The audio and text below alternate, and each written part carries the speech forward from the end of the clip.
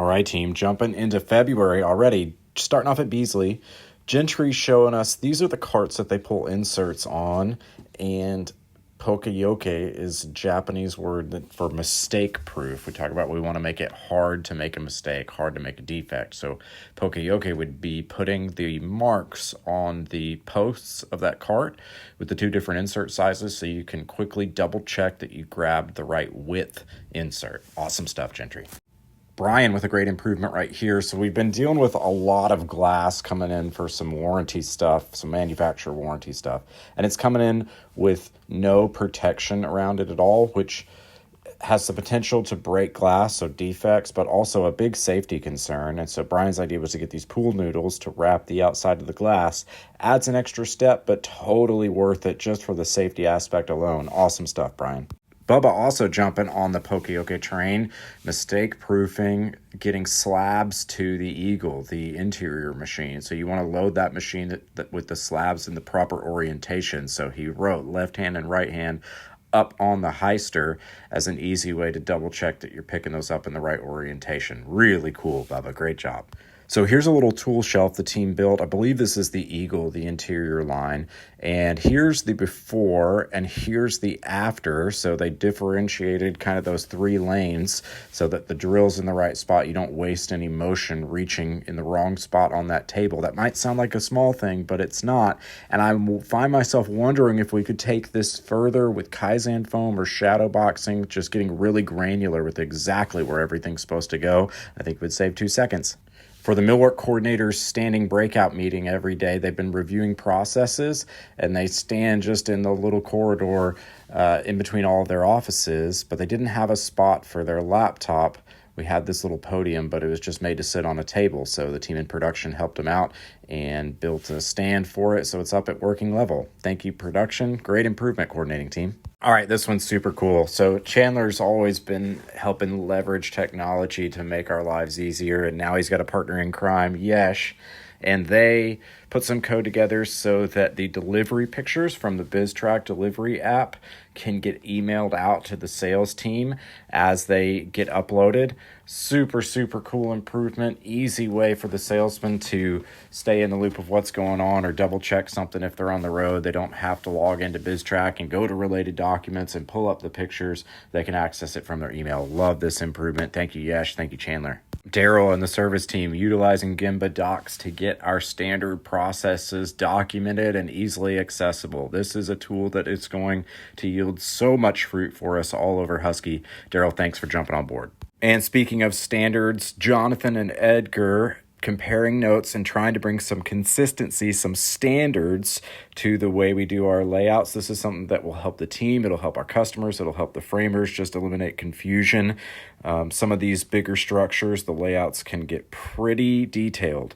And so creating a standard that makes it as simple as possible to read and decipher is well worth the effort. Great job, guys.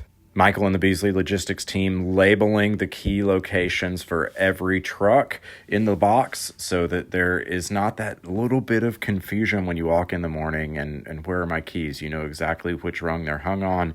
We want to eliminate these little questions, these little bits of confusion that trip us up just a couple seconds every day. If we can eliminate them just a little bit at a time, it makes a big difference. Great job, Michael.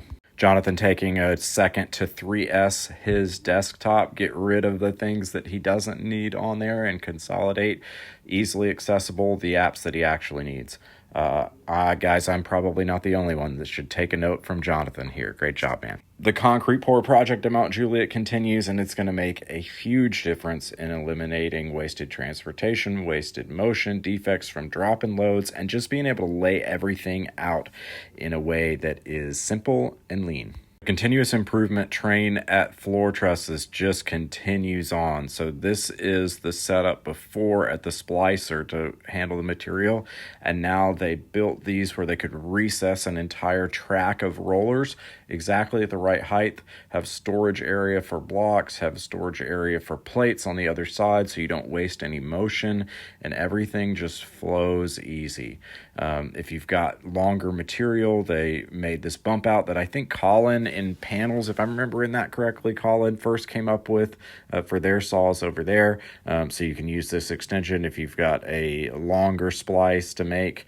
But this is just awesome, guys. It just continues to get better and better and better. You guys are amazing. This is one that we've worked on for a long time. So when we're running roof tables 5 and 6, they feed to the same finish press. That's that blue machine. And then they come out on these exit rollers, and you've got to pull the trusses for table 6 off the side like we're doing here, because the trusses for table 5 come off the end, and they got to be separated into different stacks.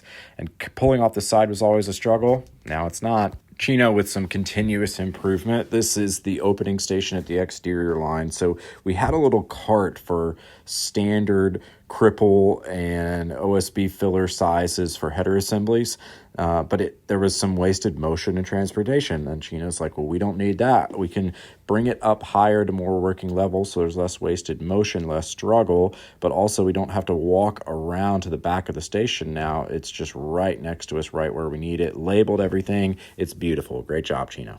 Davis with a similar improvement on truss side. This is the Mango, where we cut a lot of cull material down into usable items.